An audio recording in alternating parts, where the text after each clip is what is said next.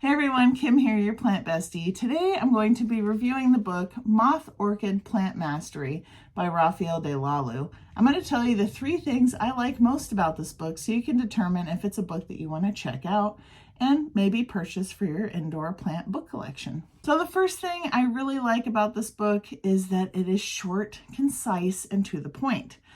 It literally can be read in under an hour. It's a total of 34 pages, which is really nice.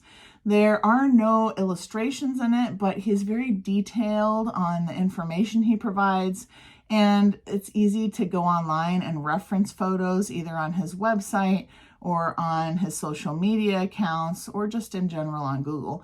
It's a really great, quick resource if you really love moth orchids but are struggling to care for them.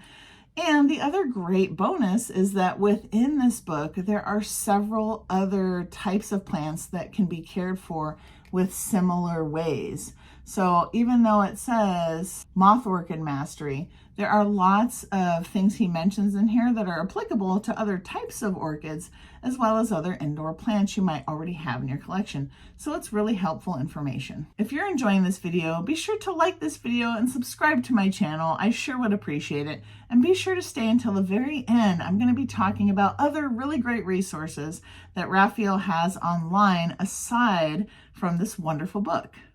The second thing I really like about this book is that he dispels a lot of myths. There are so many myths out there about not just moth orchid care, but any kind of orchid care, such as put an ice cube in the top of the planter to water it, all kinds of just things where, people might think it's something that's good for the plant, but it actually is not good for the plant. So one thing I really like is he dispels a lot of myths within this book and tells you why it's good or bad and what you should do instead, which is really helpful because a lot of times you just continue to hear the myths and not the why or the how. And the third thing I really like about his book is he has a list of do's and don'ts for moth orchid care. So aside from the book being a really quick read that you can do in under an hour, the thing I really like is having that list. It's really easy to bookmark that page, and as you're caring for your orchid throughout the seasons of the year, you can come back and reference that list for do's and don'ts if you have any quick questions. Instead of having to reread the entire book, you can quickly check out the do's and don'ts list that he provides, which is incredibly helpful. And it pretty much sums up the big nuggets of information from the entire book. So on Amazon, his book got a total of 4.6 stars and 253 ratings. So it got really good ratings. It's a really solid book with good information. I totally recommend it if you enjoy moth orchids or know someone that does. It's a really great, quick and easy reference guide.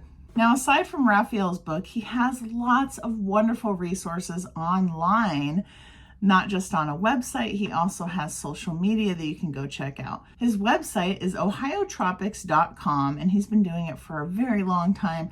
There are tons of great resources on there. He has a blog that discusses Plant Care 101, humidity, watering, repotting, pests.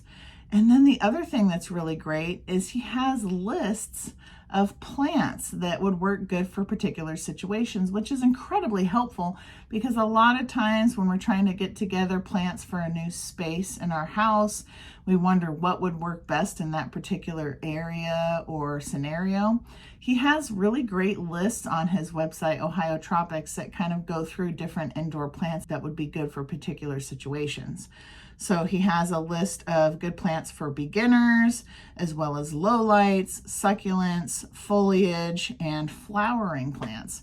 So that's a really great resource to check out on his website. And his website doesn't just have tips on moth orchids or orchids in general. He also has lots of wonderful tips on a variety of indoor plants, and also discusses some outdoor gardening stuff as well. He doesn't just do indoor gardening, he also has an outdoor garden, which is cool if you're into that as well. The other helpful thing is he has a shop tab on his website, and he provides links to really highly recommended indoor and outdoor gardening products. It's a really great resource if there's something that you're looking for and you can't find anything that works really well for what you need, you might be able to find it on his list. And these are things that come directly recommended from him that he's either used or heard really great things about. So it's a really great resource as well. And lastly, he also has an Instagram account that he posts to regularly.